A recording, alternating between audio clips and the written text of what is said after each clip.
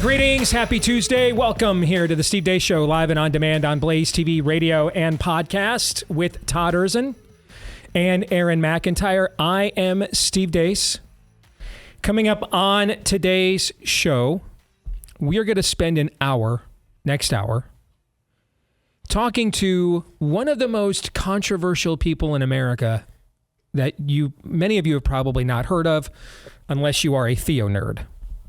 All right. But he, for my money, came up with the greatest name for a blog in the blogging era of all time. The name of his blog was Gog and Mablog, which again, right now, like 3% of you are bent over laughing at this, and everybody else is like, what is that? Exactly. Okay. But Douglas Wilson is going to join us from Moscow, Idaho, coming up in the next hour of the show. What is this Moscow mood? And what is Christendom? And why is it exactly what we need for this period of time in our history? We're going to get into that and more with Douglas Wilson. After my conversion, there was a small group of people from various theological persuasions that had a huge amount of influence on me shortly after my conversion. And one guy in my sports talk radio audience at the time named Eric, this is how long ago this was, kids, all right? This was 21 years ago, started sending me audio cassettes of this guy's messages. And that's how I first listened to Douglas Wilson, was on audio cassette. Can you even buy those nowadays? Do they sell them anywhere except antique stores? Okay. But I've had the pleasure of speaking out at Moscow, Idaho, which is not easy to get to, by the way. But we had no idea. I read this book for 75 Hard. It was the first nonfiction book I read during that regimen. Finished it about, a month ago.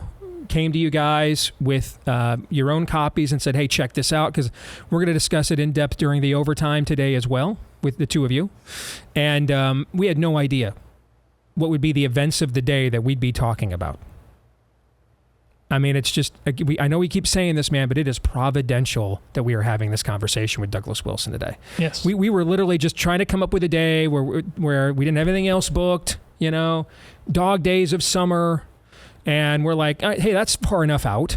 We could fit him in. We want to have this conversation and and this is a conversation that needs to breathe and not be rushed, right? Okay. Well, I booked him a month ago or something like that. Yeah. We had no idea what was going to transpire, and yet here we are. So we're going to get to that coming up coming up in the second hour of the program. At the bottom of this hour, I want us to discuss, for Idolatry or Not, how to avoid Trump idolatry on Project 2025. How to avoid this. And you can pretty much fill in anything for Project 2025. Fair? Yeah. What I'm about to lay out would fill in on literally anything Donald Trump talks about and when he talks about it and how he does even. Okay. But in this case, we're going to apply it to Project 2025, which I didn't even know what this was until 2 weeks ago. I'm still not entirely sure I know what it is. Okay. But I know I've seen a lot of people tweeting things like Project 2025 will make sure that actual women are now in the Sports Illustrated swimsuit issue moving forward. Stuff like that. Yeah. Okay. All right. So we're going to get into that at the bottom of the hour. But before we get to, official events underway, in the last 9 days, we saw one presidential candidate nearly assassinated. We saw an open coup culminated against the other presidential candidate. This is at least the most tumultuous political year, and we're barely halfway through. But this is at least the most tumultuous political year in America since 1968, before any of us doing this show was born. My mom was 12. And that year, you had LBJ. By the end of the summer, LBJ had announced that he's not running for re-election. Martin Luther King Jr. had been assassinated. Robert F. Kennedy had been assassinated. That had happened by the time we got to August in the year 1968. And this is the most tumultuous year the country has had politically since then. And you could argue, given where we are culturally right now, like there was a counterculture in the 60s, but the culture war in that era was not nearly as prevalent as it is right now. I mean, it's house-to-house combat right now. You could argue that this is the most tumultuous first half of a year politically America has ever had, or at least since the Civil War, or at the very least since 1968. Here's what that means. We have been telling you about the Deace case for the last few years. Do not put this off. You absolutely never know. I mean, the President of the United States is on a 10th dose of Paxlovid, literally. From the same people that told you couldn't have hydroxychloroquine or ivermectin, which is now not a Nobel Prize winning drug, it's horse paste. Make sure you've got peace of mind. All right, get the Deace case from Deace Medical, venerable antibiotics like doxycycline, amoxicillin, and more. You can also expand it to your specific medications, practical things like EpiPens. Even mental health drugs, many of them are included in their, basically their menu of drugs they have available. Especially if you've got an elderly loved one right now that's on Medicare in a total ward of the state, make sure they have what they need. All right, go to jacemedical.com. JASE is where you want to go. jacemedical.com. Use the code DACE at checkout. You'll get a discount. And then you'll also sleep better tonight, knowing that's at least one thing you can check off your list. Should there be another, that could never happen here, happening here. jacemedical.com. Use the code DACE at checkout for jacemedical.com. And with that, here is Aaron's rundown of what happened while we were away. What happened while we were away, brought to you by Shigon. Secret Service Director Kim Cheadle testified in front of a House committee yesterday regarding the failed assassination of Donald Trump. Assassination attempt of former President Donald Trump on July 13th. Is the most significant operational failure of the Secret Service in decades. She also declined to answer whether Thomas Matthew Crooks was working alone. It is unfathomable that a 20-year-old on the radar of Secret Service and local law enforcement before President Trump went on stage was able to climb onto the roof of a building with a rifle and fire off multiple rounds before he was neutralized. Was Mr. Crooks acting alone? Again, I would have to refer you to the FBI's investigation. Cheadle also said her agency, amazingly, doesn't have recorded radio communications from that day. Does the Secret Service routinely record communications between and amongst detail? Radio communications? Any communication. Well, email communications are captured, as well as text messages, and then depending on the detail, radio communications are recorded.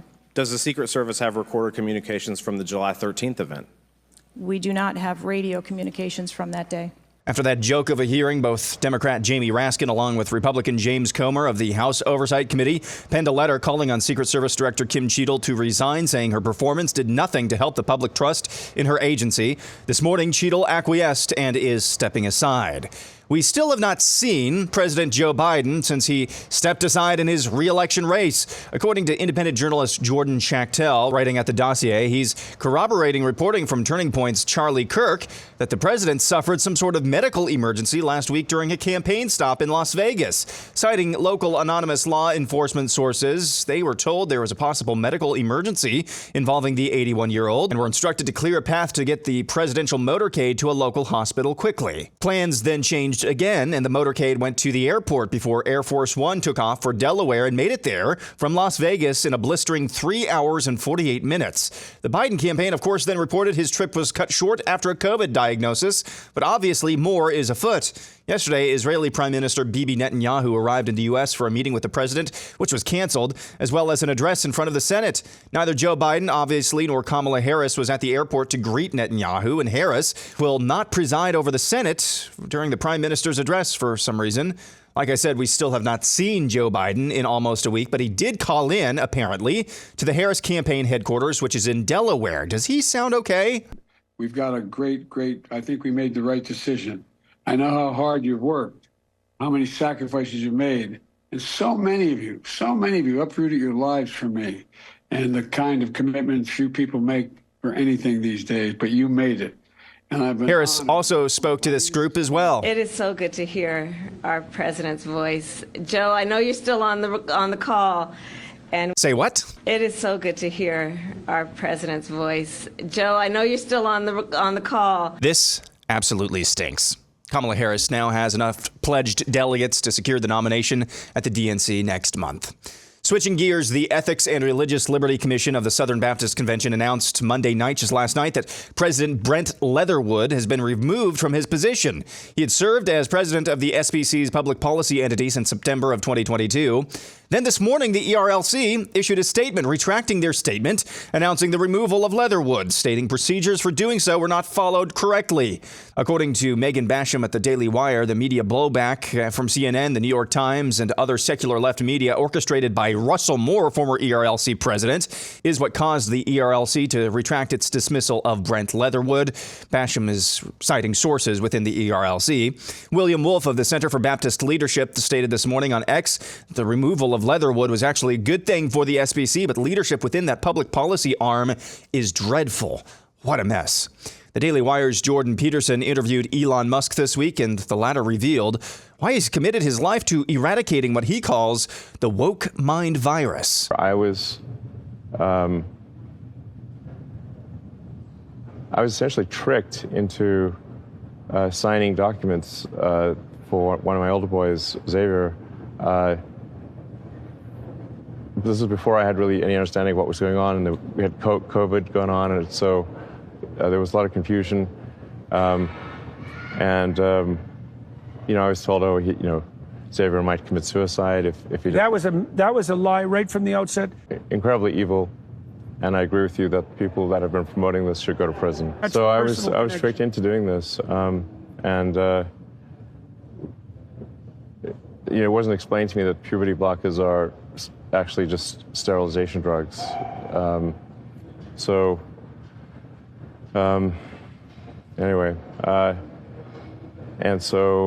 I lost my son, essentially. They call it dead naming for a reason. Yeah, All right, so the reason it's called dead naming is because your son is dead.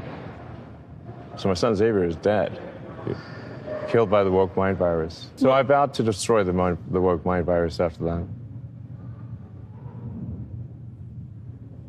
And we're making some progress. That's absolutely heart-wrenching. And completely unrelated news, Mr. Beast is the most popular YouTuber in the world.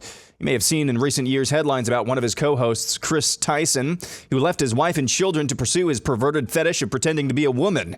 In the most unsurprising news of all time, Chris Tyson, who now goes by the name Ava, is accused of grooming a 13-year-old when he himself was 20 years old. Tyson has deleted all of his posts on X after these allegations came out. Oh, and that's what happened while we were away. Slow news day. The level of evil in that.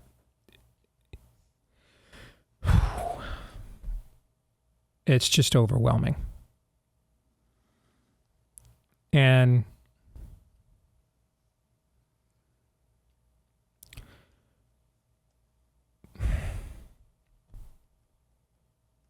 as a dad, I've seen that clip like 6 times, but every time I see it,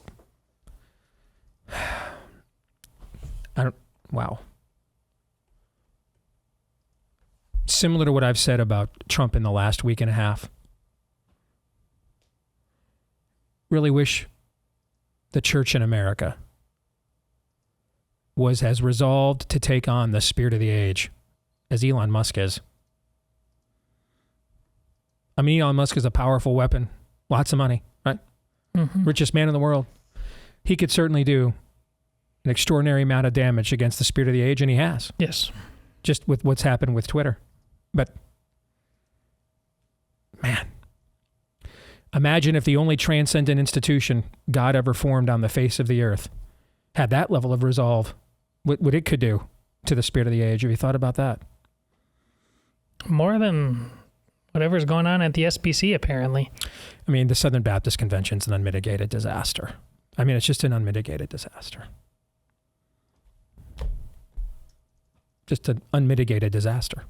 And it's one of the reasons why, going back to the conversation we had with Jeff Myers yesterday, you're seeing the next generation of believers are largely going into two very divergent camps, neither one of them Southern Baptist. They're going into charismatic camps or Reformed camps, and we'll be talking to one of the leaders in that camp, Douglas Wilson, coming up in the next hour of the show. But yeah, I mean, you're talking about what has been the most pivotal, influential denomination in evangelicalism post-World War II. It's just an unmitigated disaster. It's a toilet circling there.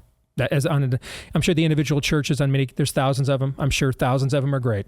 But it's about the head, okay? The creation runs on headship, and the headship of that denomination is just an unmitigated disaster.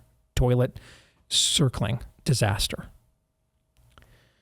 I know a lot of people feel that way about what's happened on the pro-life side since we supposedly got our biggest win ever and then lost all our momentum after that. You see, there's a reoccurring theme here: lack of leadership, and what that does overall. You know, it's almost like we're sheep that need shepherds, right? Almost like that. Yeah. When there's a lack of leadership, when you have whitewashed tombs, when you have stiff-necked leaders, when you have cowards who are listed first among those who will be thrown into the lake of fire with the beast, the Antichrist and the false prophet for all of eternity. When your leaders are too often made up of things like that, you end up with a culture that looks a lot like this. And if you're one of those believers who is tisk-tisking Donald Trump every time he doesn't tell the truth, which he does too often, and you're tisk-tisking when Elon Musk says we're to let porn happen on Twitter, which he shouldn't do, right? Okay.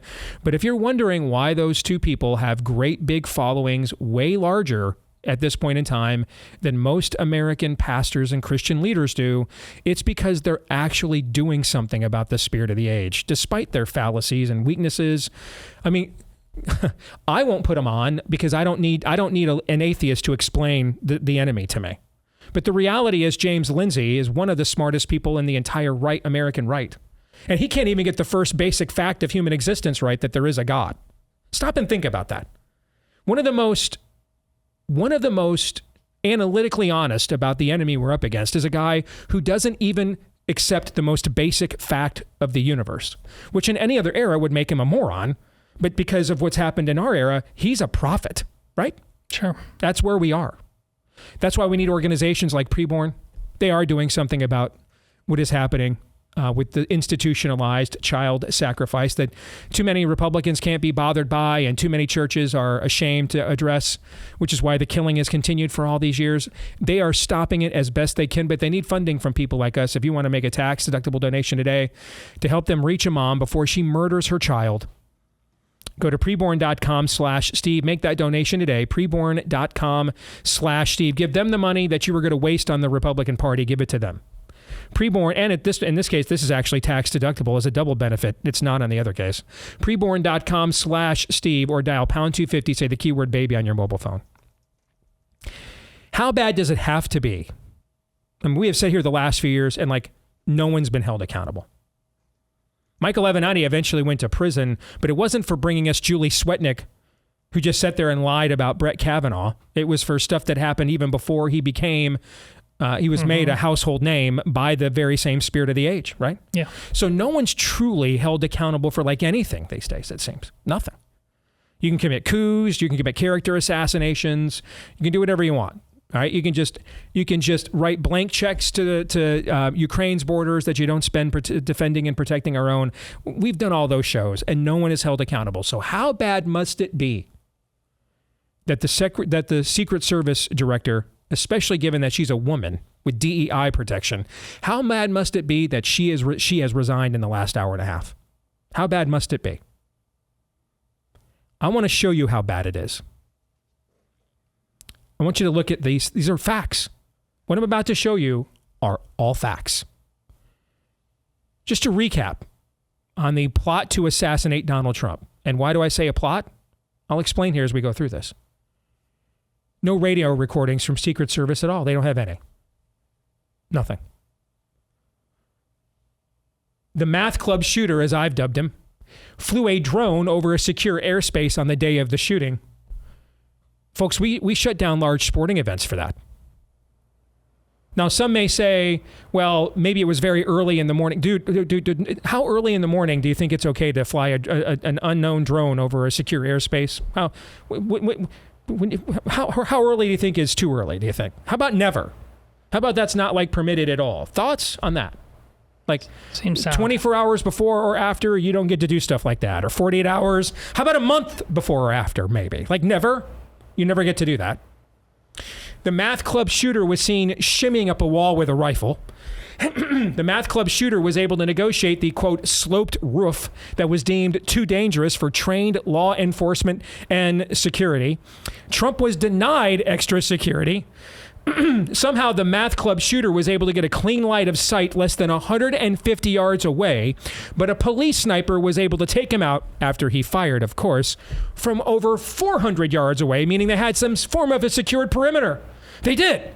They had someone watching those rooftops from over 400 yards away, and yet somehow this math club kid still got to this roof.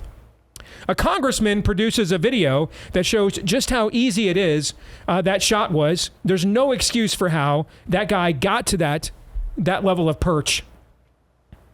The math club shooter had a phone that the FBI struggled to unlock, was apparently the only Gen Z male in America with a little social media profile, and 9 days later,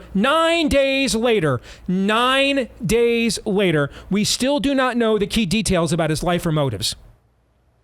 Here's my conclusion.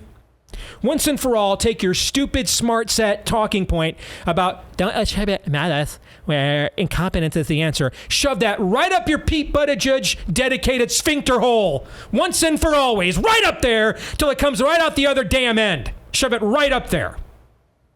You're not smarter than the rest of us. You're a moron. You're a fool. You're in the nothing good comes from Nazareth camp. Too good to see something when it's right in front of you. Then maybe if you do that, that experience will humble you enough to see the signs of the times. This is absolutely a plot. I don't have enough faith in this many random coincidences to believe this is a coincidence. It absolutely is. And they're not even attempting. As our editor, Matthew Peterson, posted on X this morning, in response to this post, actually, millions of Americans are thinking this, and the so-called adults in the room are doing nothing whatsoever to convince you otherwise. We've gone from cockamamie narratives. Well, we've now got a bunch of studies that instantly show masks work. We just can't show them to you. They're not even doing that now. Not even doing that now. Right out in the open. And right out in the open, they tried to kill him. The problem is that this is a different era than when they did this to JFK. It's a different era. We have social media now. And there's at least one site, the aforementioned one owned by Elon Musk, where muckraking is still encouraged, like what you saw Charlie Kirk and Jordan Schachtel doing in Aaron's montage on where is the president of the United States. We're going on day 6 now, halfway through day 6. Still haven't seen the president in 6 days, as of now.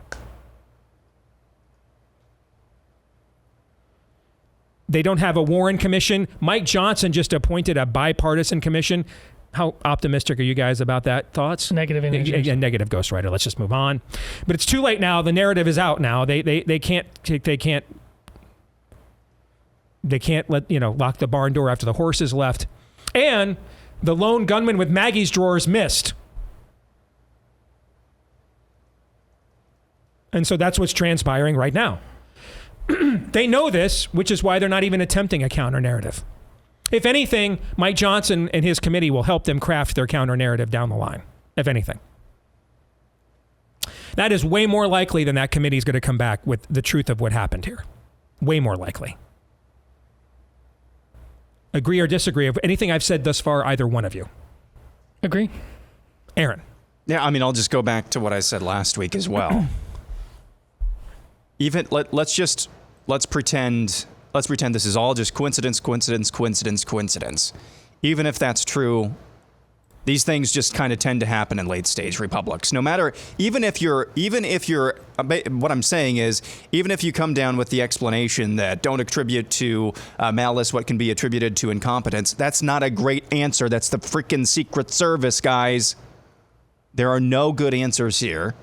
And there hasn't been a benign, innocent one from 5 minutes after it happened. There are no good answers. No matter if you come down on the side of just a bunch of coincidences, that's not a great thing either. I don't have any idea how you could possibly come down on the side of these are coincidences. I mean, I in all honesty, I think the only way you can come down on the side that these are coincidences are A, you just refuse. You stubbornly refuse to see the signs of the times. B, you're disappointed that they missed. Or C, you just have let Donald Trump break your brain that you just can't possibly fathom and accept this. I've already addressed Group A. I can't do anything about Group B. That's Holy Spirit territory. So let me talk to Group C for a minute. Steve, what happened to you? I'm doing the same thing I did March 16, 2020. That you all cheered. I'm doing the same thing. Same thing. Because we're up against the exact same forces.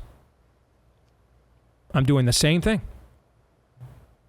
I'm doing the same kind of work that led to people like Ron DeSantis to switch the decisions they were making and go against the spirit of the age when originally almost everybody, except for this show and just a very small pocket of people, were all in on the official narrative. I'm doing the same thing. This doesn't add up. And Todd, do you know why it doesn't add up? Because it doesn't? Yeah. You know why it doesn't make any sense, Todd? Because it doesn't? Because it doesn't make any sense. This is just not possible. It is just absolutely not possible, this many coincidences. It's just not. Burden of proof is not on me if you don't believe that. It's on you.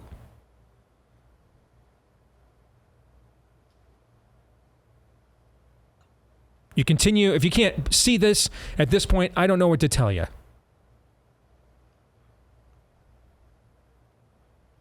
Other than it's very clear, even though throughout too many moments in his presidency, he did not live up to the billing that both he and others who both are for and against him had of him. But the mere idea that the people he represents may come to power, even in limited capacities, may be encouraged in limited capacities. For example, Ron DeSantis is never governor of Florida if Donald Trump doesn't become president. Never happens in a million years. Never happens. It's the threat of who he represents, of what that indicates what they are willing to do to this guy. Because what it is perceived he represents. It's not always a light I understand. It's not always a light I get. It's not always a light that I'm like, that's my light, okay? But it is, and at times it's more strobe than lighthouse. Fair? Yes. Okay. But it's light. And even that little modicum of light in this darkness, the darkness cannot tolerate it. And he is catching strays that should be coming to us. But we've got other things to do. Pontifications. Lent in navels to ponder. Signs of the times to ignore. Coincidences to defend. We need to make sure everyone knows we're not like those other people that believe those things. We're the smart Christians. We're the smart set. We're better. We're team sanity. We need to do that. Hope they don't fire on you next.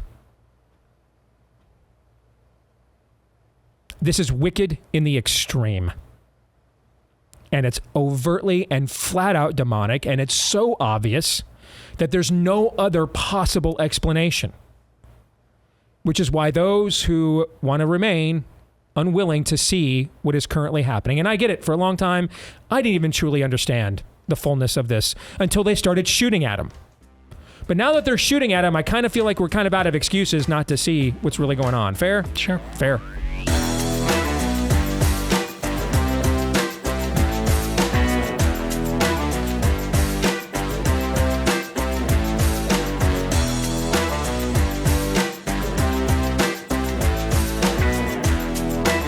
You know, there are those who lead, and we were just talking about the dearth of leaders we have in our culture right now, systematically, unfortunately. And then there are those who follow. And if you are heading into the Let's Go Brandon real estate market during these unprecedented times. Bing, bing, bing, bing. Indeed, all the banks. Make sure you are following a real estate agent that you can trust, and you're going to find them where the name says it all. Head over to realestateagentsitrust.com.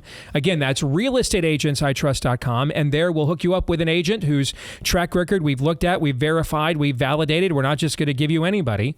And a lot of times these are agents that are from right here in the audience. So you share a similar value system with them in common as well. Feel free to speak freely in those cases. And so whether it is somewhere across town, across state, or across the country, they'll lead you to where you want to go, get you the end result that you need to have, especially in one of the most difficult real estate markets in American history. Never before have you needed one of these. A real estate agent you can trust. Go to realestateagentsitrust.com. Again, head over to realestateagentsitrust.com. All right. I want to do a very brief idolatry or not here. Before we turn it over to Douglas Wilson next hour, and we discuss mere Christendom. And, you know, these are the kinds of conversations we had to have a lot from 2017 to from January of 2017 until March of 2020. We had these kinds of conversations all the time. Okay. Yes. And we were often very frustrated and flummoxed while having these conversations, were we not? Yes. Yes. They would also be preferable to the conversations we are currently having and just had to have, correct? Sure. Yes. Okay. So look at this almost like a remedial class. You know, it's summertime. School starts in a couple of weeks. You know, the first day or two of school, maybe in some places, the first week is kind of, you took the summer off, you worked, you played sports, you hung out with your friends. You got to get caught up on where you left things off when you guys left school, right? Okay. Yes. So we need a reminder, I think, of what life is like when Donald Trump is your standard bearer and or president of the United States. Because right now he is the standard bearer, and right now the odds are very high he'll be the next president of the United States. It's no guarantee. Like I said to Jesse Kelly yesterday on his show, do not underestimate Kamala Harris. All right. This woman let a lot of men get on top of her to get where she is at. She is now on top of all of them. Okay. So don't underestimate her. That being said, she also has a very obvious ceiling of talent beyond her just sheer shameless guile. Right. So I would expect to beat her if it is her. Still not entirely convinced of that, but I would expect to beat her, but don't underestimate her. Okay. That all being said, you know, there's a reason why right now in the betting markets, Trump is like at 66% to win the presidency, highest he's ever been. So I think we need a crash course on this. Fair? Okay. Okay. Otherwise, if we don't get this, and I know from experience, early on in the Trump era, I almost fell into one of these camps. I had to figure this out for my own. Okay. Donald Trump doesn't always tell you the truth.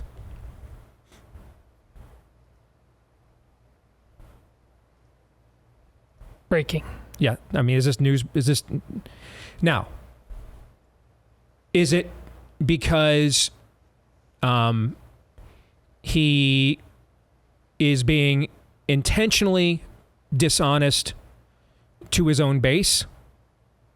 Is it because he is being dishonest in a Rahabian way, like to people that are out to get him, right? Okay, and no, I'm not hiding any. I'm not hiding any Semite spies here at my hooker love palace here in the land of Canaan.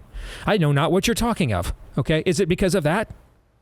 Answers to both of those. Is it to cover up his own shame of things he's done that he's now being, called on the carpet for? Is it because he throws up trial balloons to see what people are really going to say if he does these things? The answer to those questions is what, men? Who knows? Yes. Well, that too. That too. Yeah. The answer is yes, and who knows? And it can be yes to all, and then none, yes to some, and then some others, none, and then some others, plus, and then yes to all. I mean, that's just, as I was speaking to somebody who's very close to Trump last week during the convention, and this person said to me, Donald Trump can be complicated. Fair? That's yesterday, today, and tomorrow. Yes. It's the same weather it's always been. That is very true. Okay. And so I want to take the moment of this Project 2025 to re-illustrate this. Consider this now today, July 23rd. Assuming if he survives, literally, not even a joke, assuming if he survives, it is likely that we're going to get a crash course in what life with Donald Trump at the top is like for another 4 years. All right? And that everybody comes with nuances. Everybody comes with idiosyncrasies. Everybody comes with their own baggage. That would be true if any of us were in his position. None of us are without sin. None of us tiptoe between the raindrops here. Fair? Okay? All right? Except for Kamala. She's great and has never done anything That wrong. is true. As the police once saying, it's a big enough umbrella, but it always ends up me that's getting wet, okay? None of us tiptoe between the raindrops here, all right? So, you just have to know what baggage your guy is coming to the table with. And with Donald Trump, it's if you react to everything he says, I'm just going to tell you right now, you're going to lose your damn mind. And honestly, not even a slight exaggeration, maybe your soul in the process, because we have seen some people whose just brains are busted and it's at a soul now level, where Jonah Goldberg is writing, books about and columns about the demonic left when you and I are coming of age politically. And, and now he's made a career. His new career is he's a professional I can't evener. That's essentially his career, right? Yes. He went from culture warrior to I can't evener. He let Donald Trump literally just bust his brain down to the soul level, right? He actually wrote a book called Liberal Fascism, and now it's like, and he can't. Yes. Yeah. Psych. Okay. Anyway, well, those royalty checks cashed. Exactly. Okay. So if you do this, you're going to put yourself in a position where if you defend everything he says all the time, you're going to look to your friends and family that you might be able to win over, particularly in this desperate moment to voting for him. You're going to look like a fool. Because if you defend everything, you're going to make everything look like 4D chess, and it's not. It's not. And they're going to look at you like, yeah, you're not a serious person. And that's been one of the self-inflicted limiting principles of him and his movement is that factor. It turns a lot of people off, right? Yeah. Okay. Particularly people where all three of us live in suburbs and exurbs of America that determine elections. Turns a lot of them off because they view themselves as the people that are above such things. And so they are immediately like, I moved out to the suburbs to be away from members of my family who behave like this, so I don't want any part of it, right? That's basically what's going on here. Fair? Yeah, but those people en masse are ultimately what opened the door to this cycle after cycle after cycle. Correct. But they also would not be the first people eager to not repent of their own role in a mess. That's also true, right? Yeah. I mean, if repentance was something we were all eager to do, we wouldn't have to be commanded to do it, okay? Or you'll end up being the kind of person that nothing good can happen. Nothing good can be done. And everything that he touches is bad. For example, he took the pro-life planks out of the platform. That's the most important issue. I'm out. I mean, he's watering down our party. Valid criticisms, all right. Mm-hmm. On the other hand, does he not get credit for appointing the justices that overturned Roe and made the toughest abortion laws in America in places like Iowa and Florida and Georgia possible in the first place? My point being is that's very complicated moral math, is it not? Well, it's certainly more complicated than a lot are letting it up to be right now. And you're just dealing with someone that is not as cut and dried on many things as many of us would want. And you just have to come to grips with that. Just like if I were your standard bearer, I'd probably be too cut and dried. And you'd be like, hey, can we maybe not just tell them right to their faces, we're just going to put them all in prison and shut their departments down because we're getting shot out here. You know what I'm saying? I mean, everybody comes with their own baggage. And then you have to determine whether that baggage is too much for you to accept or not. And I respect your decision on that. I'm more concerned about not letting this era bust more people's brains down to the soul level if we can avoid it. His baggage is way more predictable than, look at this, how you let off talking the show. I mean, he is a politician, is basically him in New York. A lot of success, built a lot of stuff, a lot of bankruptcies, screwed a lot of things up. Isn't that him politically as well? Pretty much. High highs and low lows. He's not a known quantity. Exactly. He's 78 years old. He's one of the most famous people in modern human history. And he was one of the most famous people on the planet before he became president. Who can we say that about, like, ever? Okay? So Project 2025, I didn't know what this was. It's a project of people like Heritage Foundation and others, kind of like, Donald Trump has, similar to Ron Paul, lots of insurgent movements have people who want to turn it into a cottage industry and people who believe in the actual ideas that it represents. Ron Paul had the same thing. He had cottage industry people. Some of them ended up going to prison, actually. But then you had hard movement people that really believed in his message, and there were dueling movements behind him. You have something similar with Trump. You have people who just want to turn, promoting Trump into a cottage industry or opposing him into a cottage industry. Okay, because the algorithms on all the social media like it when you're either a Trump humper or a Trump hater. Okay, they promote you either way if you're in any one of those extreme flanks. That's a great way to get algorithmic favor. Okay. But there are also serious people, Stephen Miller, Center for Renewing America. That's where our old friend and our old colleague, Rachel Semmel, who's married now, so that's not her last name anymore, but that's where she works, right? Mm-hmm. Okay. And serious movement people who really want to disrupt the system and have serious laid out ideas of how to do this. They all got together and laid out a plan called Project 2025 of what that's going to look like. And frankly, if we were to read the PDF, we'd all on this show agree with probably 96.5% of it, if not more. Mm-hmm. Fair? All right. Well, this, of course, gave the left a target to shoot at, to rally their base. And Trump's like, that's not me. Don't know what you're talking about. Don't know what you're talking about. And over again, he's betraying his base again. He might be betraying his base again. We've seen him do that. I mean, we sat here, his base sat here all of 2020 and said, stop listening to these people and firing them instead, right? We all did those shows, right? Okay. So we have seen him turn on his base before, right? Okay. Yes. So that could be happening. What could also be happening is what just happened an hour ago. So Trump upset a lot of economic conservatives and a lot of populists by previously hinting that he would be in favor of just putting absolute swamp creatures in charge of the Fed and the Treasury. He was just asked about that again. He's like, I don't even know what you're talking about. I've not even considered that. No idea. Same exact thing. Okay? Why? Same reason. My guess is. But this time he came from different places. He came from some of his own people. And they're like, Jamie Dimon, what? What? So Nikki Haley's the nominee then? That's what we're doing here? Okay, and there was enough of that heat that Trump all of a sudden is like, Rectum barely knew him. Never met Jamie Dimon. I mean, here's photos of me and him together, but I have no clue who this guy is. All right?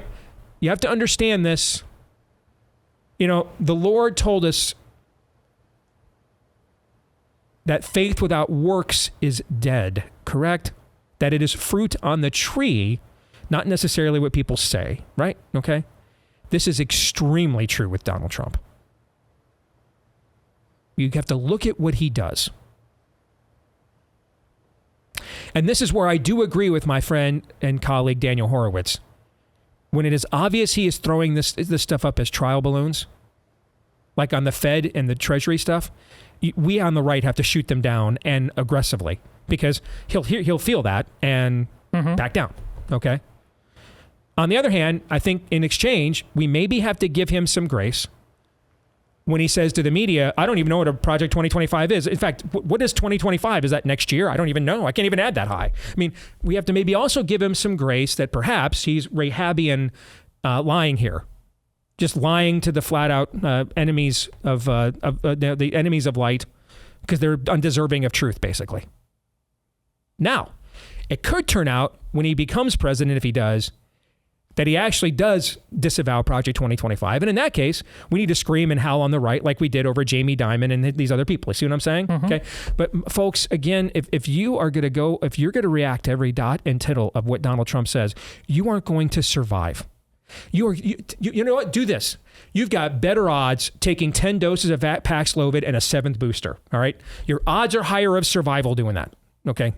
You're just not gonna last. You're just not gonna last.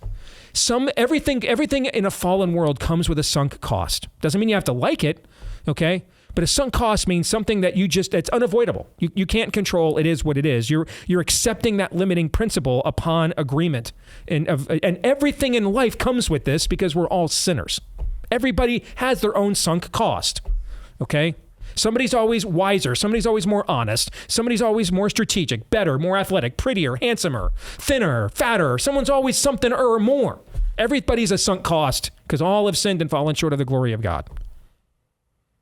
But you will sink yourself if you do not recognize this. Todd, your thoughts? I will sum that up my own way. Listen, we really tried, not just for multiple cycles and the ones that had nothing to do with Trump, and Aaron and I weren't here. Steve really tried to have an alternative to the federal government basically resembling the New York of the 70s and 80s and 90s that Trump came up with. But that's the alternative now Trump provides us with. It's a place I can go visit, okay? The alternative is Gotham and the Joker and Bane and Scarecrow are running the place, okay? I was holding off as long as I could. I'm in the place now. I'm going with the New York of the 70s and 80s and 90s for the time being, and I do it without apology. You can disagree with the rationale necessarily, or the calculus or calculations, I should say, that I made, that I think we were living in a completely different world if that bullet went 1 inch to the right. We can do that in charity, though. We can disagree about that, but that's what we're disagreeing about. And so that informs the rest of my decision that this is the last chopper out of Nam, that kind of thing. You may disagree with how I came to that conclusion, but that's where I'm at. And it's tough for me. I'll just say this personally. Like, I'm trying to hash out, this was the calculus that I was doing before July 13th, that he's saying all these things, publicly distancing himself from Project 2025. I'm not totally sure, and I'm still not totally sure that this is the vessel that will necessarily, that the last chopper out of Nam didn't win that conflict, didn't end that conflict. It was just an escape. Mm-hmm. That's kind of how I view it. Mm-hmm. I'm not totally sure if it's going to work. It might be a little dingy, but it's not bullets flying. Yep. Or at least that's the chance that I'm given. May not take you to a better place, but Saigon is falling. You got to get the hell out of there. Yep. Hour 2 is next.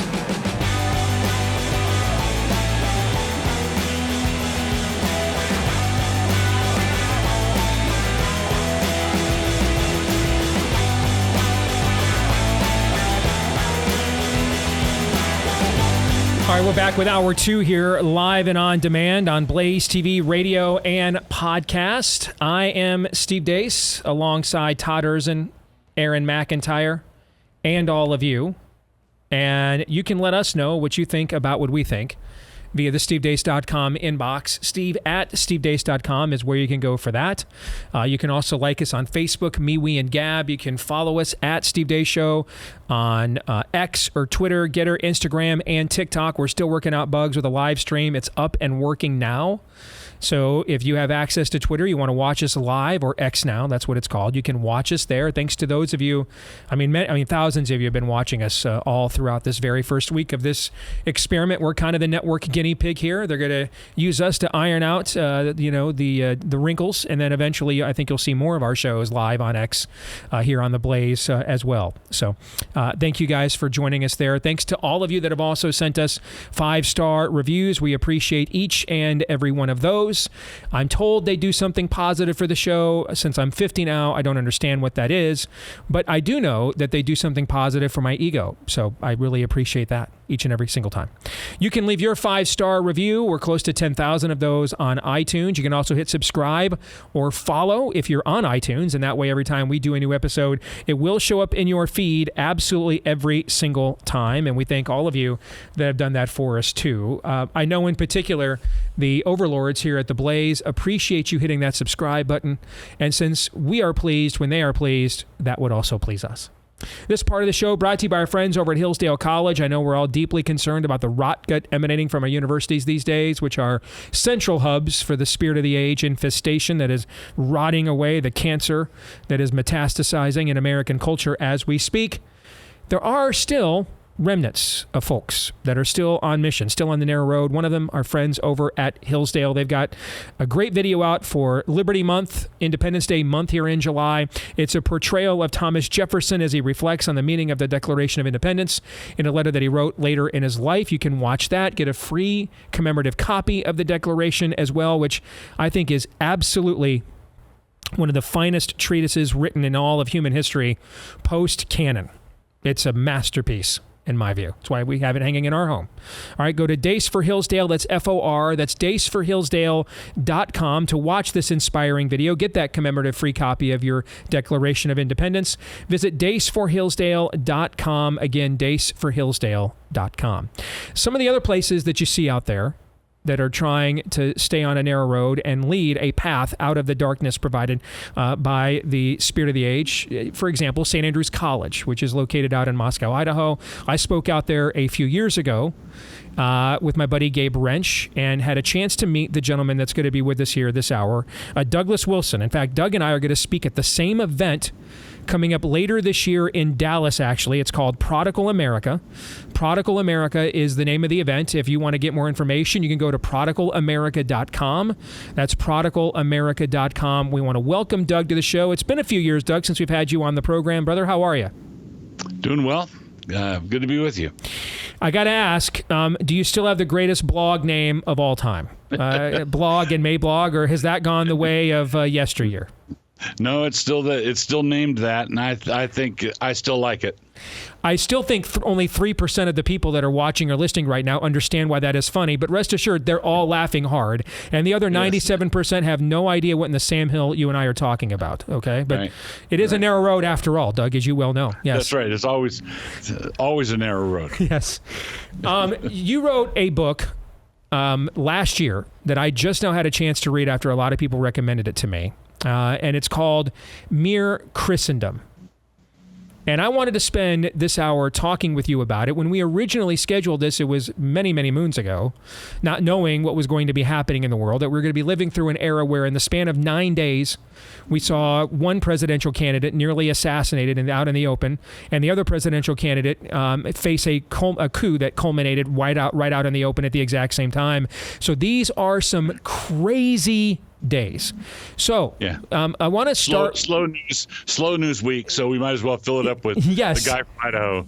Yes, but this what are we going to talk about? This is actually the perfect time, I think, to have this more broad intellectual conversation, because I was saying this just let's start here, Doug, before we even get into the book. Let's have like maybe a prologue here, so that we kind of see if we agree on the energy and on the ground on the right. What's happened in the Trump era, and there's many benefits of this in my view, but there are always trade-offs to any human endeavor, as you well know. Okay, what's happened in the Trump era is we have become more instinctive and less intellectual on the right. Okay. Now, I would argue prior to Trump, we were so intellectual, we were not instinctive and largely ineffective wholly. Okay. We were linked in the navel ponderers. Basically, nobody was doing anything. Even we were so bad at it, I think Luther wanted to put the book of James back in the New Testament. That's how bad we were at doing stuff. Okay. So with that being said, though, I think now the pendulum has swung very too far the other way now, where everything is instinctive, everything's a reaction, everything's is a feeling, as opposed to what's the plan here. And plans are for cucks, don't you know, in this era, okay? And so I think we desperately need to see if we can maybe move this thing somewhere into balance on the right in America. And I think that's going to have to come from elements of the church, because they're really the cornerstone fulcrum of any culture that they're planted in. Do you agree or disagree with the diagnosis I've laid out so far? I agree with it completely. And I would just point out that lynch mobs frequently get the right guy. We don't approve of their methods, okay? Meaning that their instincts are biblical, if not their methodology. Is that what you're saying, basically? Yes. And the problem is the aftermath when it goes off the rails. Right. So basically, as a pastor, I've frequently said to people encouragingly, remember, there's no problem so bad, but that you can't make it worse. Right? So I'm greatly heartened and on the side of the deplorables rising up, right? I understand their grievances. They've been poked with a stick for so long that they've finally gotten exasperated, not only here, but in Europe. And there are many, many signs of this. But anybody who thinks that populist uprisings can't go sour or can't go wrong has never heard of France. Has never read a history book. So what we have to do is harness, basically enjoy that energy, but we can only enjoy that energy if it is harnessed, and it's got to be harnessed to the Word of God ultimately. Amen. Okay, so with that prologue, let's dig into the book, Mere Christendom. I always like to start with making sure our terms are defined. So define for our audience what Christendom is. Okay, so Christendom, the first Christendom was basically from the time that Constantine made the Christian faith legal, and then Theodosius later made it the religion of the empire. I would say that first Christendom lasted in form, at least, down to the First World War. The First World War kind of wrecked it. Darwin hollowed it out. So in the 1800s, there was a lot of intellectual apostasy and erosion of faith, and Matthew Arnold's Dover Beach, and all of that. And then the First World War sort of shattered the externals of Christendom. But that Christendom was a loose collection of nations in the West that were bound together by their shared allegiance to Jesus Christ. Okay, basically these nations were united in their collective confession that Jesus had in fact risen from the dead. All right, now some of it was hypocritical, some of it was nominal, some of it was conflicted, some of it was genuine and sincere. In other words, they were human beings. Yes. In other words, welcome to Earth, kid. Yeah. Right. Yeah. So that was the first Christendom. The enlightened, and these things are like a relay race where sometimes the next movement can start before the previous one ends. The two runners are running at the same time. So the Enlightenment began the process of the great apostasy from that Christian heritage, and introduced the ideal of secularism in our public discourse. And I would want to argue, in other words, that cultures and institutions could be inherently godless, basically. Okay, that's right. And that godlessness is a virtue. It's a feature, not a bug. We can organize ourselves and live decent lives without reference to God. In fact, when we try to live our lives without reference to God, that eliminates religious conflict. No longer will we have a 30 years war or Protestants and Catholics fighting, or that sort of thing. So the Enlightenment arose, led us into secularism out of the religious wars Egypt, and led us across the Red Sea and into this secularist paradise. And that has been the sort of the narrative that the Enlightenment guys have wanted us to adopt. Now, that Enlightenment ideal has only been commonly accepted in the United States in the aftermath of the Second World War. Prior to that, overwhelmingly, we would have considered ourselves a Christian nation. Or what's often called the post-war consensus. Is that kind of what you're alluding to here? Correct. Okay. Yeah. Correct. The post-war consensus, basically the Earl Warren Court began inserting secularist assumptions into the public schools and into different avenues till we've gotten to the place where Christians no longer understand the Christian heritage of the United States. And they think, well, we've always been secular. Or routinely in comment threads online, people will pop in and say the founders were deists. Look it up. Read a book. And I say, well, I have looked it up and I have read a book, and you don't know what you're talking about. Or I've observed, Doug, that Puritan is now a put down. Even in believer circles, we call each other Puritans as a pejorative, when really, without the Puritans, there's never in America. They basically founded the place. That's right. And the thing that's interesting is there are many interesting things. At the Constitutional Convention, there were 55 men there. And I'll note with a point of personal pride, all men. Right. Okay.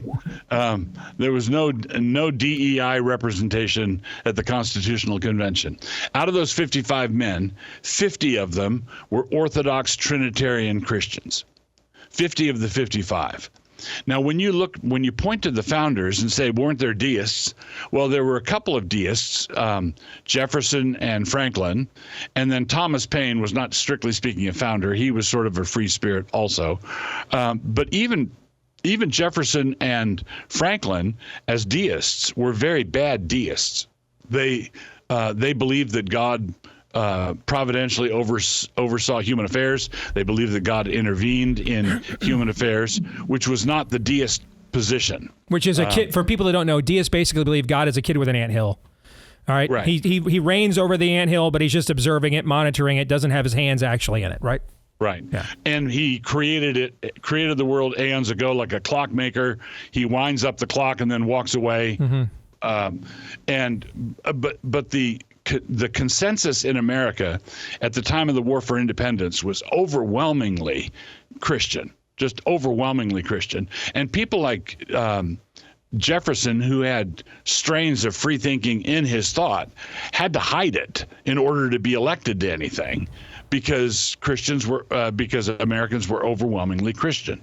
And this is one of my favorite topics. In 1892, there was a court case that came up to the Supreme Court, deliciously named Holy Trinity versus the United States of America. And in this court case, the Holy Trinity won.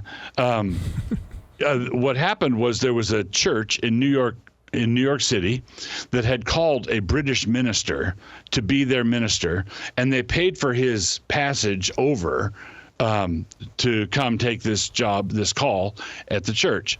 Well, there was a law that Congress had passed against corporations paying the passage of numerous workmen to come work on a project and then releasing them into the country.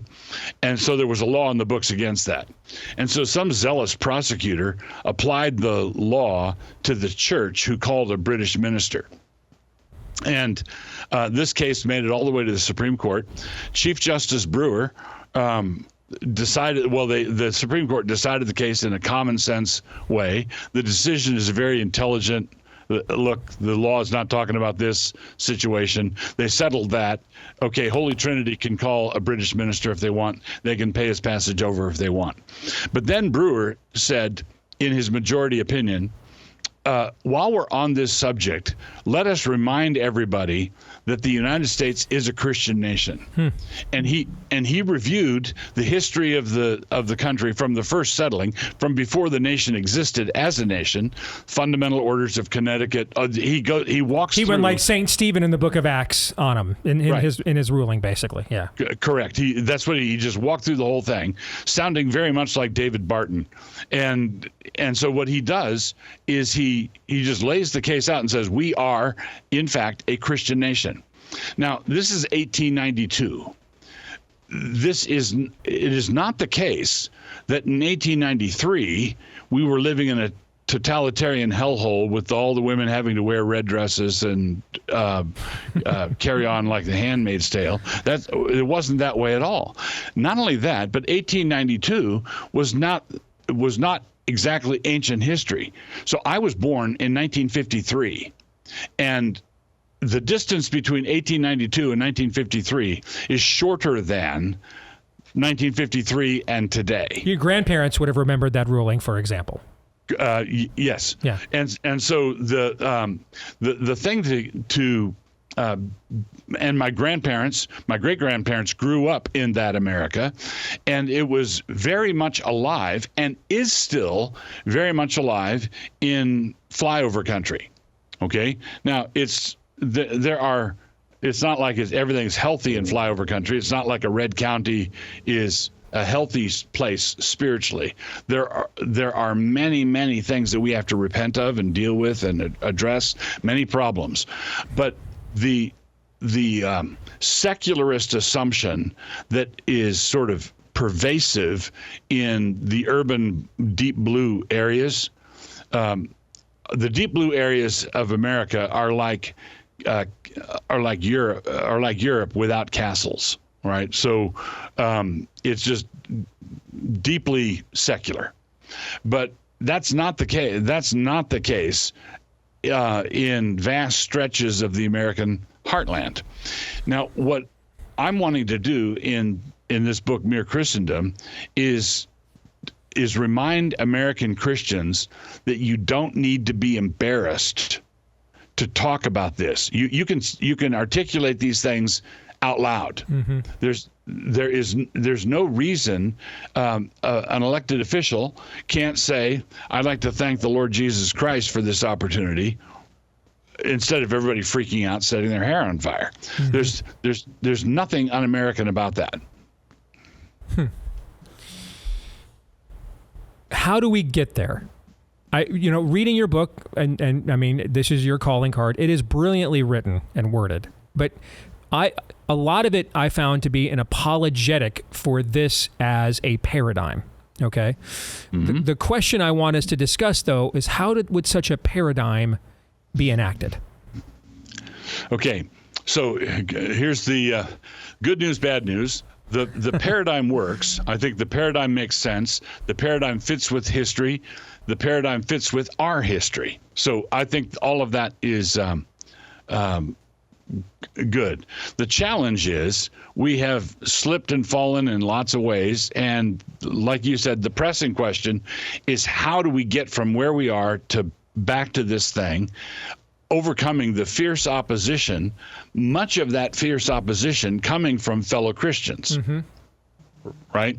I mean, look at what's happening in the Southern Baptist Convention, just as we are speaking right now. I mean, exactly. I mean, they can't even fire. They cannot even fire someone who is closer to cultural Marxist than what you're describing, because even the Southern Baptist Convention now is afraid of what the New York Times op-ed page is going to say about them. I mean, you see, and you know this better than me as a pastor. You are in these circles even deeper than I am. You're right. We'd have to even convince our own people of this before we even dare take this out into the Gen Pop. Right. So. One of the things people discover when they get involved in these things is there's no real way to start shooting at the devil and prevent him from shooting back. Right. I've noticed that, actually, doing this for the last 18 years. Yeah, I've taken a few shots. Yes, indeed. Yeah. There are people who want to restore America. It would be really nice if we could restore America to what it once was, if only we could do it to the polite background sound of golf applause, mm-hmm. Right? Everybody thinks we're wonderful, and oh look, the Christians rose up and restored a sense of decency. No, there are people who are heavily invested in destroying a sense of decency. Mm-hmm. This is a spiritual war. Okay, this is a spiritual war with some political repercussions as froth on the top of the raging sea. But the raging sea is a spiritual conflict. Okay, and that means that there's no real way of getting from where we are to where we need to be without reformation and revival. Mm-hmm. There has to be a spiritual renewal among the people. And that is a gift of God. We can't gin it up. We can't make it happen. We can't force God's hand. We can ask him. We can preach and declare and labor and do all these things, but ultimately, if God does not show mercy on our nation, we have had it. Or stick a fork in it. It's done. I was invited a little more than a year ago at this time to an off-the-record meeting in Dallas, where you and I are going to be speaking later this year at prodigalamerica.com. And it was an off-the-record, so everybody could speak very freely, gathering of ministers and Christian leaders who have been involved in the political realm for many, many years. And people that have been here since like the founding of the modern religious right, in the late 70s, early 80s. And for hours and hours, everybody said, we need revival, we need revival, we need revival. And at the end, this was almost like Ben Franklin at the Constitutional Convention. A guy gets up that was the elder statesman, had not said a word the entire day, Doug, and he gets up and he says, I keep hearing y'all talk all day long about we need revival. Do you understand what it is you are asking of God? Because we are way too comfortable to receive such a spirit in our current condition. That's how we allowed much of this to go on. We just abrogated our authority in the culture. We didn't even lose. We just said, peace out. We just quit. Okay. And so, it just costs too much, and we got other things to do and a purpose to find and a church growth plan to follow. We don't have time for this, he said. And so, right. Do you understand then, if for God to honor these prayers that you're giving, you are asking him to turn the heat up. Okay, because that's what it would take to wake his people up to even respond to such a thing. And it just blew my mind when he said that at the end, and it has stuck with me for the last 14 months since I heard him say that. How would you respond as a pastor yourself? That's absolutely correct. People tend to think of Reformation and revival as a glorious ticker tape parade, right? God, all of a sudden, God does all these stupendous things, but after the parade, who's going to clean up? What's people? If you go back to the Great Reformation of the 16th century, 16th and 17th century, and look at that, it was an absolutely convulsive time. We look back on it, and we walk through the marbled halls of the museum. Yeah, we see the aftermath.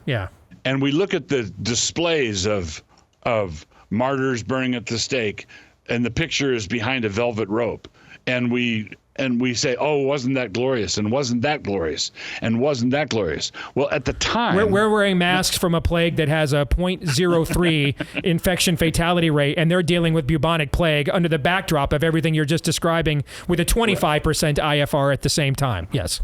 Right. And the Great Fire of London on top of that. Yep. And, so you've got, they went through the meat grinder, and Jesus points to this. He says, you build the tombs of the prophets. There's something that people really like to do, and that is they like to honor the heroes of yore. But they would not tolerate for 5 minutes the behavior of any of those heroes of yore. If Patrick Henry showed up at your presbytery, if Patrick Henry showed up at your city council meeting, what's this give me liberty or give me death business, right? We got to be out of here in 35 minutes. We got another service coming in. Exactly. Yes. That's right. If you look at men like Samuel Adams or Patrick Henry or other angular personalities like that, it begins to become apparent why we ask for revival and don't ever get it. It's because we don't really want it. In other words, we think that this is it's a rescue, is essentially, right? Okay, and this is that it's the happy ending. We all live happily ever after. It's not an instigator; it's the climax, right? That's kind of what we view revival as, right? Correct. Yeah. So when Martin Luther, when Europe was filled with fumes, and Martin Luther went into that room full of fumes and lit his match, he didn't think that he was doing anything spectacular. He was going down to the Wittenberg door was simply the bulletin board where you posted things. And asking for an academic dispute. Yeah. Yeah, he posted the 95 Theses for a dispute. He put it up on the bulletin board. Hope to see you all at the community center. Refreshments to follow. and then 3 weeks later, Europe is on fire. Yeah, you didn't think he was going to be the History Channel's second most important person of the millennium for doing that. No. That's right. It was just, so Europe goes up in this sheet of flame, and that's what we're asking for. That's what is needed. There's no way to get through this time that we're in without more convulsion. This is a convulsive, decisive time, and I don't want to get distracted, but I do think that we're in the middle of a fourth turning right now. I'm tracking with that book by Howe and whatever the other guy's name was. Where this really is a period of severe convulsion. I don't think it's going to last forever, but it is going to be quite a rodeo. And if you are concerned, the late Francis Schaeffer used to talk about the Christian concern, the Christian compromise, where we're angling for personal peace and affluence. And we're saying, Lord, fix everything, but we're not going to risk our lives, our fortune, or our sacred honor. Like Augustine, Lord, make me chaste, but not yet. Essentially, yes. That's right. Yeah. Lord, or the great cartoon I saw once. Lord, teach me patience and long suffering, and may I learn it all from books. Right. Or on the internet nowadays. All right. When we come back, Doug, there are two things I want you to address about how can we get to a mere Christendom. How much does theology, specifically eschatology, matter here? And then the rise of the so-called dissident right, okay? And many of them I agree with, but frankly, I don't understand much of what it is they think we're going to do. We're just going to expose. But at some point, we have to act. Okay, and so I want to get into that as well when we come back here with Doug Wilson. First, a word about our friends over at Eden Pure and their outstanding Thunderstorm air purifier. You can get the 3-pack right now for whole home protection for $200 in savings, and you can't beat it. That's why they've had so many positive reviews on our show since they came on board a couple of years ago, because it's not an air freshener, it's a purifier. It will go after the components that are causing the foul air in your home, whether that's some bacteria, or a lot of bacteria, some viruses, whether that's cigarette smoke, dirty diapers, the cooking, BO, whatever the case may be, it gets the job done. So you can get 3 units for $200 in savings, which means you get all 3 units now for under $200. You can't beat it at EdenPureDeals.com. To take advantage of this deal, use the discount code STEVE3. That's discount code STEVE3 to get the 3-pack from our friends at Eden Pure with their outstanding Thunderstorm air purifier at EdenPureDeals.com. Eden, the place we got kicked out of, EdenPureDeals.com. Use the discount code STEVE3. All right, more in a few minutes with Douglas Wilson, Pastor Douglas Wilson, in his book Mere Christendom. Stay tuned.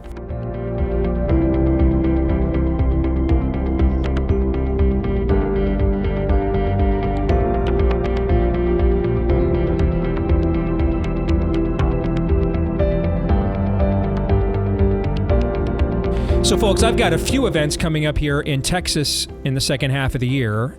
Next week, I'm going to be down in Dallas with Liberty Pastors. I've got a couple of events down there. If you want to get more information, this is especially for pastors that want to get trained on doing some of the work we were just discussing with our guest this hour, Douglas Wilson. If that's you, you want to be a part of this, I think there might still be a few slots open. LibertyPastors.com is where you can go for that. That's LibertyPastors.com.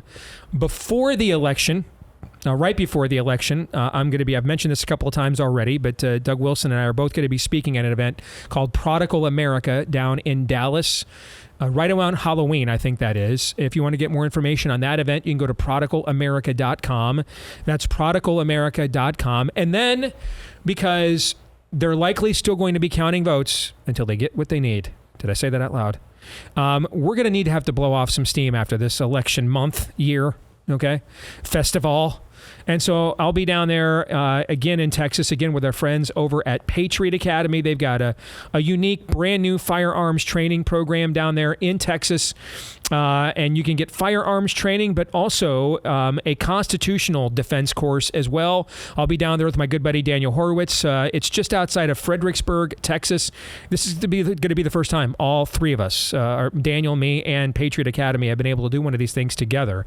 So if you'd like to attend so that you don't take your angst and frustration by the fact they're probably still going to be counting votes on November the 16th, you take that into the holidays with you and can enjoy your family. All right. Come blow off some steam literally with us November 16th through the 18th. You can register right now at patriotacademy.com/Steve. Again, register today at patriotacademy.com/Steve. And with that, let's go back to our guest this hour, Douglas Wilson, pastor from Moscow, Idaho, St. Andrews College. All right, this is our shorter segment, Doug, and so given how verbose you and I are, I think I've got time for 2 questions, okay? But I think they're both very important.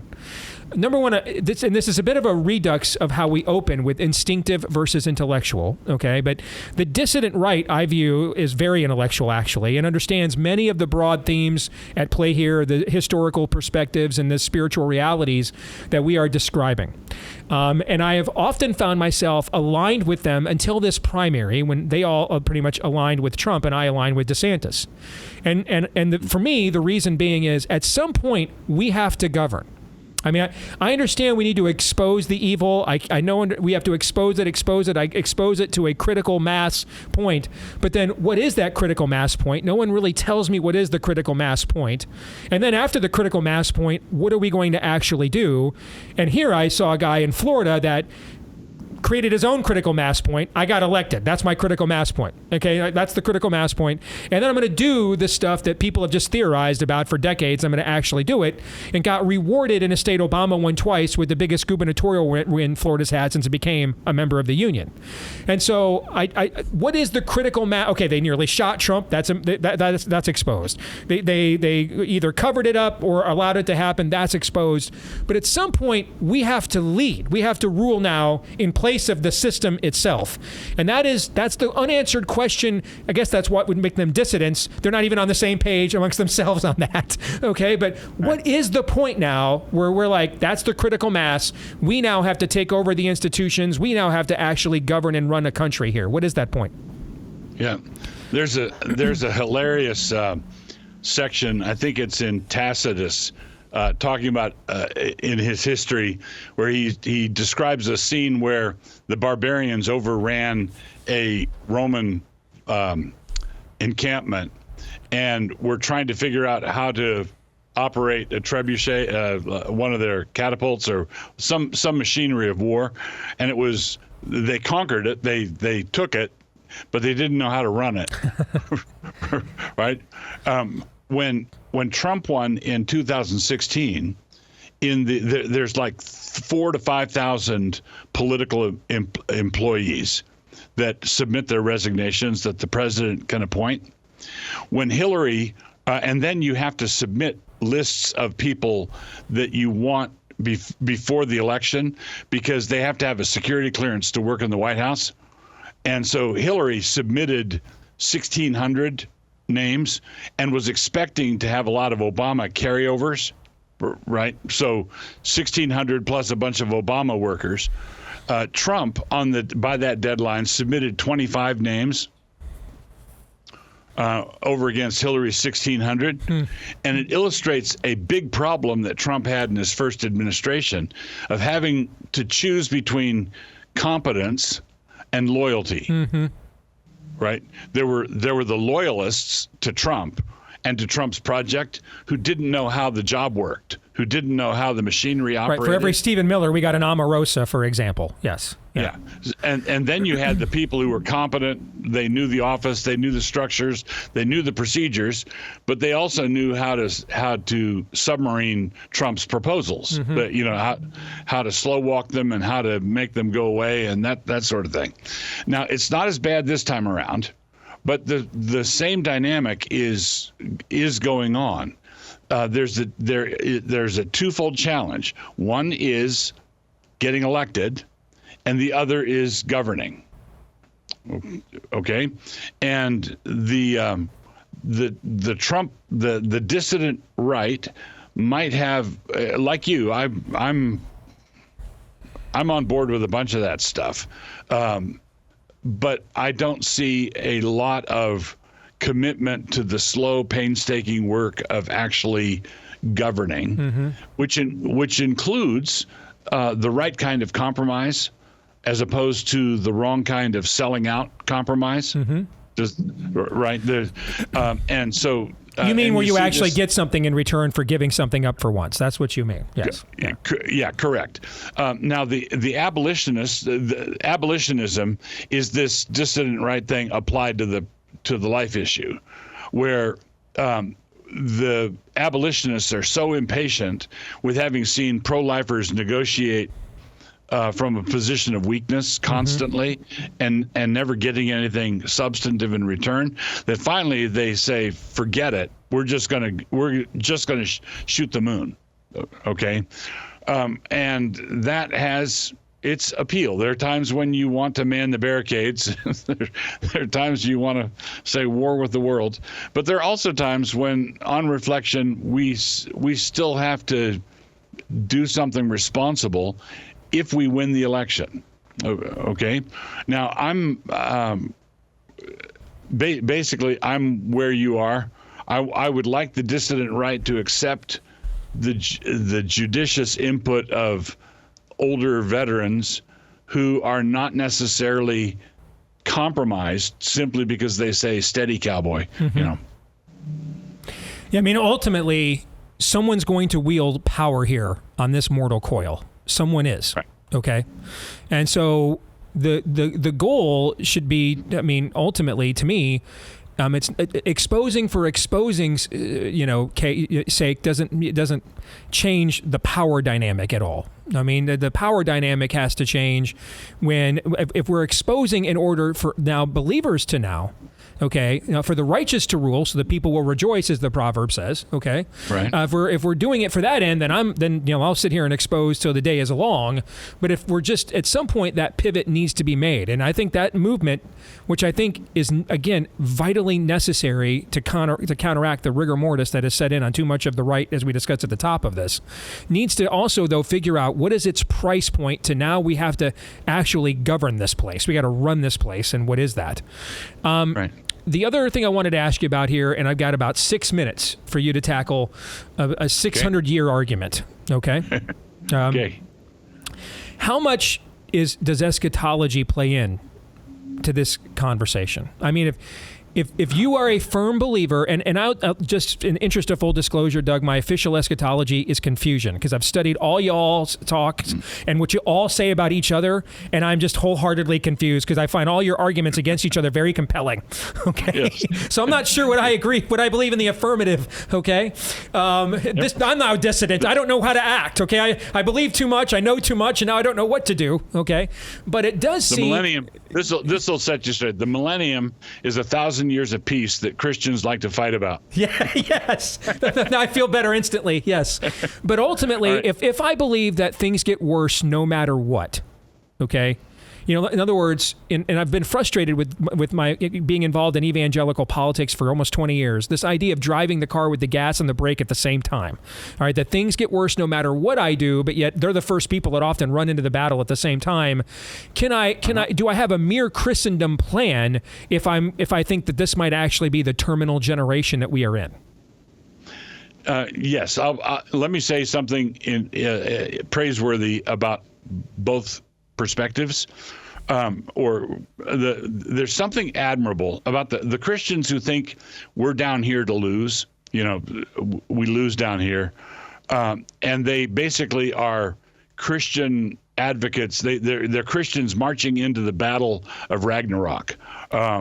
It's the end of the world. The monsters defeat the gods, and ultimate defeat is no refutation. So it's a cosmic Alamo where we go down fighting. It's a great tale of heroism, but we lose. Okay, there really is something admirable about the man who goes into battle knowing he's going to lose, but he's going to take a stand for the right anyway. It's very, right? well, frankly, Christ-like. He goes to the cross knowing he's going to be tortured and die there. Yes. Right. At the same time, running around to push the other direction, for those who've played sports, you know what it's like to play a team that has given up already before they take the field. They frequently don't fight well. Mm-hmm. They don't play well. Mm-hmm. Or they give up playing the other team and they start fighting each other, right? I have some experience with this, Doug. In fact, way too much. Go ahead. Yes. Right. And so that defeatist, I think a defeatist eschatology creates the temptation for most to become apathetic, to start majoring on minors, to fight with fellow troops. That a discouraged army is not an effective fighting force. Although you're going to have some people in there who are the admirable Ragnarok warriors. Can I quickly say though, I've been involved in lots of efforts to organize evangelicals. And mm-hmm. I completely agree with I've seen this so many, what you just described, so many with premillennial people. I've been equally frustrated on the opposite side for postmillennial people who seemingly think they win in history, but like no one's ever good enough to support. Okay, that one I don't understand either. We win everything, but no one is good enough. So I'm just going to sit here and pontificate. I've run into that a million times too, Doug, to be honest. Yeah, me too. And but one of the things I would point to is, and this is all the grace of God, but here in Moscow, we have a post-millennial community that is building brick by brick, that is more than happy to support imperfect efforts in the right direction. We are. I call myself I'm a conservative, right-wing incrementalist. So everybody knows and this is how the left has done so well. When they come into Idaho and they ask for 1 million acres to be set aside as wilderness area, everybody and his dog knows that they're going to be back next year demanding more. That's how they work. They don't give up. They're tenacious. And that tenacity is something that Christian conservatives have to acquire. Mm-hmm. Now, I believe that postmillennialism gives us the room to function that way. It also, people being people, I'm fond of saying that whenever you enroll in a math class, the first thing you encounter is math problems. So if you become post-mill, the first thing that's going to happen is you're going to encounter post-mill problems, post-mill temptations. Oh, it's all going to work out, so we don't have to do anything. Mm-hmm. The movie ends happily, so I don't have to do my part. Well, the problem is, the movie ends happily, but what character are you in it? You're the wastrel skunk who didn't do his part.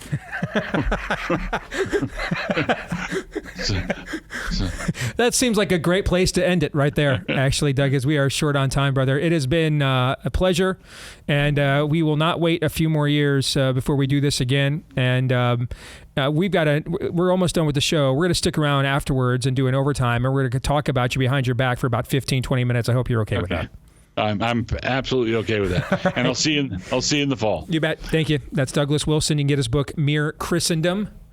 All right. 2-minute warning. You each want to give us a preview here for subscribers. Yeah, I'll give each of you a minute on what you think we need to flesh out more as a result of this conversation with Doug coming up here in the overtime that we're going to record for the subscribers. So I consider myself still pre-mill, and it should say something about Douglas that he is more charitable in his words to that eschatology than I am sometimes, even though I hold it myself.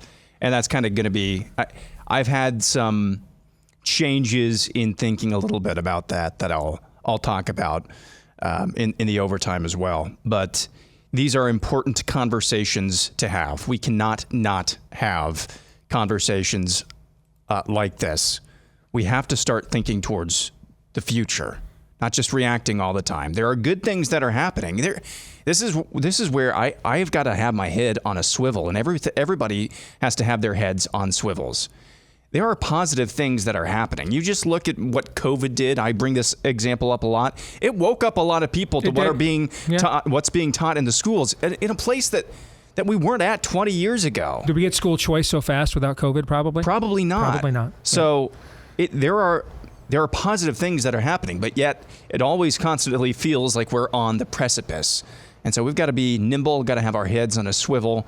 And I think having these conversations about the road ahead and how to actually equip ourselves, how to have the tenacity that he's just talking about towards the end, though, of that conversation, these are things that we really need to be awakening to.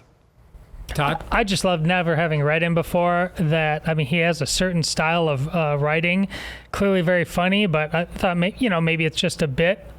No, that's just that guy. I mean, when he goes, I remember a hilarious portion of Tacitus, I'm like, dude. I don't think we've ever had a sentence on this show uttered that started out like that. Yes. I like, which as opposed to that other hilarious portion of Tacitus, yes, that we often gets confused by, yes. And the reason that it's important, it's not a bit. It's like he has a very human, and I mean it in the best possible sense of approaching things. He's trying to connect with other people because his goal is to change real people's lives. It's not, Steve, you always talk about, at the end, are you going to submit your theological treatise when you get to the gates of St. Peter? No, this is ultimately about souls, flesh and blood humans. We do have some breaking news. Should not be breaking news. Joe Biden has been seen in public. He's alive. He is alive. Almost 6 full days we went without seeing the President of the United States. All right, we're going to stick around, do that overtime we teased for Doug and for you. For the rest of you, see you tomorrow. Until then, Romans 8:28.